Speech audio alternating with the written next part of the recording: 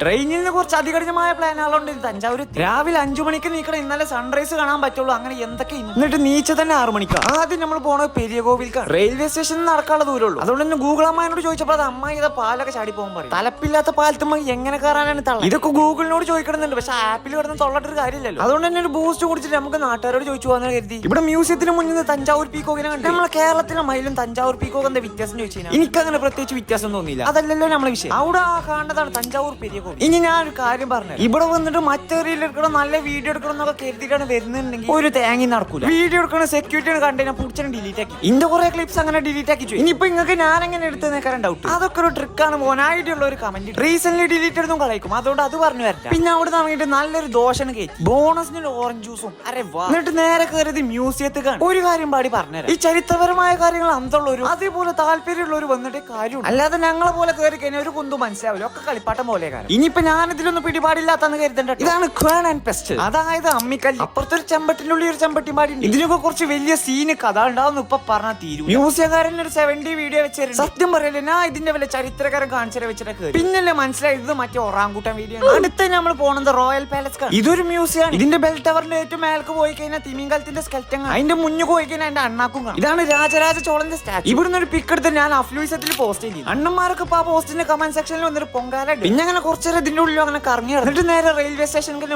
നല്ലൊരു കുളിയും പാടി കൂടെ പാസ് ചെയ്തു. രാവിലെ കുളിച്ചിട്ടുണ്ടായിരുന്നില്ല. അങ്ങനെ ഒക്കെ കഴിഞ്ഞ് നാട്ടുകളുടെ ടിക്കറ്റും പാടി എടുത്തിട്ട് ട്രെയിനിന് വെയിറ്റ് പോകുമ്പോൾ ഉണ്ടായിരുന്ന സുഖം തിരിച്ചു വരുമ്പോ അല്ലട്ടോ കാലുത്ത സ്ഥലം. അപ്പൊ ഇത്രയൊക്കെയാണ് തഞ്ചാവൂർ വിശേഷങ്ങൾ. ഫോളോ ചെയ്ത് അടുത്ത വീഡിയോയിൽ കാണാം. ബൈ.